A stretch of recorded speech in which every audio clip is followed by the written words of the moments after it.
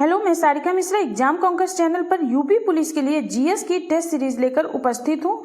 तो चलिए दोस्तों देखते हैं पॉइंट नंबर 1 में क्या दिया है। देखिए, किस महाद्वीप में कोई भी स्थल रुद्ध देश नहीं है। तो वह कौन सा महाद्वीप है जिसमें एक भी स्थल रुद्ध देश नहीं है। तो वह महाद्वीप है कौन? उत्तरी अमेरिका। उत्तरी अमेरिका में एक भी स्थल रुद्ध देश नहीं है। पॉइंट नंबर 2 देखिए, किसे यूरोप की तेल राजधानी कहा जाता है। किसे यूरोप की तेल राजधानी कहा जाता है? एबरडीन को। किसे कहा जाता है? एबरडीन को। पॉइंट नंबर 3 देखिए, 3 में दिया है, किस द्वीप को वादे की भूमि के रूप में जाना जाता है। मिंडानाओ, ये कहाँ है? फिलीपींस में। मिंडानाओ फिलीपींस में है, इसे वादे की भूमि के रूप में जाना जाता है। पॉइंट नंबर 4 देखिए, 4 में दिया है, सारगेसो सागर कहाँ स्थित है। तो देखिए, सारगेसो सागर उत्तरी अटलांटिक महासागर में स्थित है। पॉइंट नंबर 5 देखिए, अजरबैजान की राजधानी बाकू किस सागर किनारे स्थित है। तो पहले एक चीज ये जानिए कि अजरबैजान की राजधानी क्या है? बाकू है।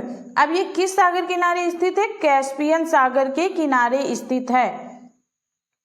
पॉइंट नंबर 6 देखिए, टर्की किनके मध्य स्थित है। तो टर्की काला सागर और भूमध्य सागर के मध्य में स्थित है। कहाँ स्थित है? काला सागर और भूमध्य सागर के मध्य में टर्की स्थित है। पॉइंट नंबर 7 देखिए, कौन सी दक्षिण अटलांटिक महासागर की शीतल धारा है।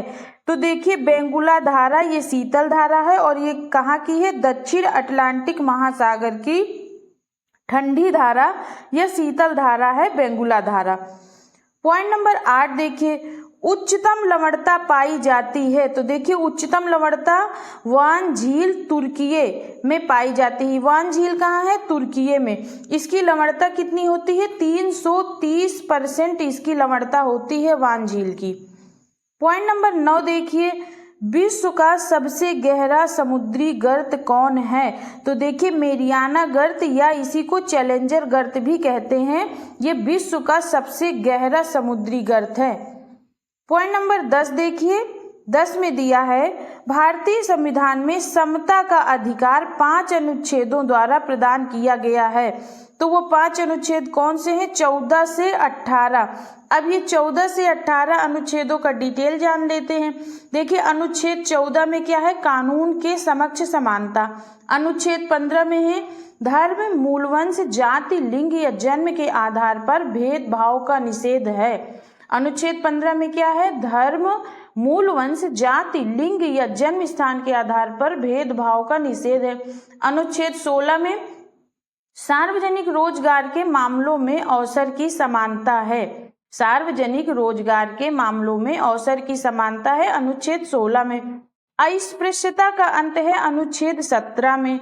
उपाधियों का उन्मूलन या अंत है अनुच्छेद 18 में। पॉइंट नंबर 11 देखिए, 11 में दिया है, भारतीय संविधान के किस अनुच्छेद द्वारा अस्पृश्यता की समाप्ति की व्यवस्था की गई है। तो अनुच्छेद 17 के द्वारा। अनुच्छेद 17 में अस्पृश्यता की समाप्ति की व्यवस्था की गई है। दोस्तों, अगर आप लोगों को ये वीडियो पसंद आ रही है तो प्लीज मेरे चैनल एग्जाम कॉन्कर्स को लाइक एंड सब्सक्राइब कर दीजिए, साथ में बेल आइकन का बटन भी दबा दीजिए। तो चलिए देखते हैं पॉइंट नंबर 12 में दिया है, किस एक अधिकार को B.R. अम्बेडकर द्वारा संविधान की आत्मा कहा गया है। तो संविधान की आत्मा किसे कहा है B.R. अम्बेडकर ने? संवैधानिक उपचारों का अधिकार। संवैधानिक उपचार के अधिकार को संविधान की आत्मा कहा है B.R. अम्बेडकर ने। पॉइंट नंबर 13 देखिए, संविधान के अंतर्गत मूल अधिकारों का संरक्षक कौन है। तो कौन है मूल अधिकारों का संरक्षक? देखिए, सर्वोच्च न्यायालय को मूल अधिकारों का संरक्षक माना जाता है। पॉइंट नंबर 14 देखिए, 14 में दिया है, किस संशोधन के द्वारा संपत्ति का अधिकार समाप्त किया गया है।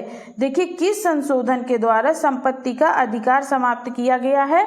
तो देखिए, यह संविधान संशोधन है 44वें संविधान संशोधन द्वारा संपत्ति का अधिकार समाप्त कर दिया गया है।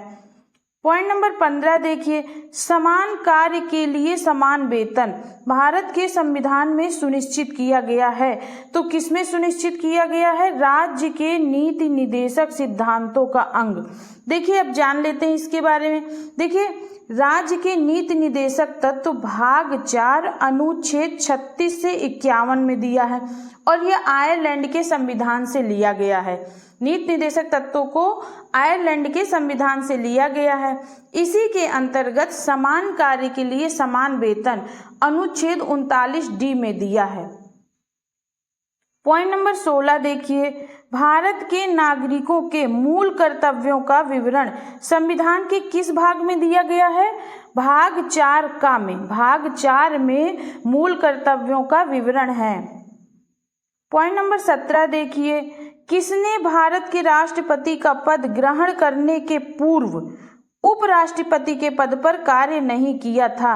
तो देखिए कौन से राष्ट्रपति थे जिन्होंने राष्ट्रपति का पद ग्रहण करने से पूर्व उपराष्ट्रपति के पद पर कार्य नहीं किया था? तो ये थे नीलम संजीव रेड्डी। पॉइंट नंबर 18 देखिए, कौन से भारतीय राष्ट्रपति लोकसभा का अध्यक्ष भी रहे? तो देखिए कौन से भारतीय राष्ट्रपति थे जो लोकसभा अध्यक्ष भी रहे हैं? यह भी, इसका भी उत्तर नीलम संजीव रेड्डी होंगे।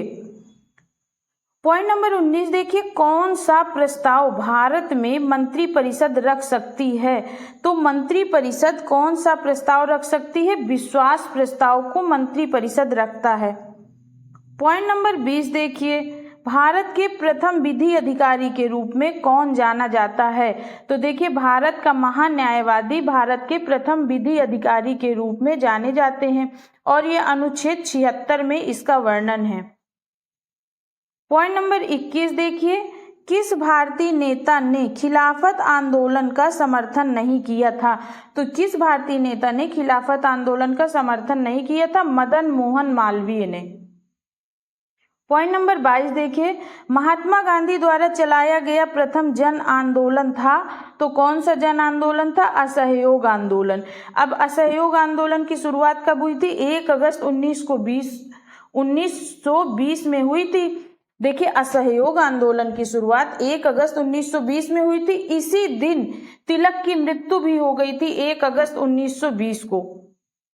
पॉइंट नंबर 23 देखिए, चौरी चौरा कांड की वास्तविक तिथि है 5 फरवरी 1922। चौरी चौरा कांड की वास्तविक तिथि क्या है? 5 फरवरी 1922। पॉइंट नंबर 24 देखिए, असहयोग आंदोलन के दौरान विदेशी वस्त्रों के जलाए जाने पर किसने महात्मा गांधी को लिखा कि यह निष्ठुर बर्बादी है? देखिए असहयोग आंदोलन के दौरान विदेशी वस्त्रों के जलाए जाने पर किसने महात्मा गांधी को लिखा कि यह निष्ठुर बर्बादी है? देखिए रविन्द्रनाथ टैगोर ने लिखा था। पॉइंट नंबर 25 देखिए, स्वराज पार्टी को संस्थापित किया था? देखिए CR दास और मोतीलाल नेहरू ने। किसने किसने? CR दास और मोतीलाल नेहरू ने स्वराज पार्टी 1 जनवरी 1923 को संस्थापित किया था। पॉइंट नंबर 26 देखिए, भारतीयों ने साइमन कमीशन का बहिष्कार किया था? तो क्यों किया था? क्योंकि इसका कोई भी सदस्य भारतीय नहीं था। देखिए साइमन कमीशन का बहिष्कार किया था भारतीयों ने क्योंकि इसमें कोई भी सदस्य भारतीय नहीं था। पॉइंट नंबर 27 देखिए, अगस्त 1925 में सेंट्रल लेजिस्लेटिव असेंबली का अध्यक्ष कौन था? विट्ठल भाई पटेल। विट्ठल भाई पटेल अगस्त 1925 में सेंट्रल लेजिस्लेटिव असेंबली का अध्यक्ष थे। पॉइंट नंबर 28 देखिए, पूर्ण स्वराज का प्रस्ताव लाहौर कांग्रेस में पारित किया गया। देखिए पूर्ण स्वराज का प्रस्ताव लाहौर कांग्रेस में पारित किया गया था वर्ष 1929 में।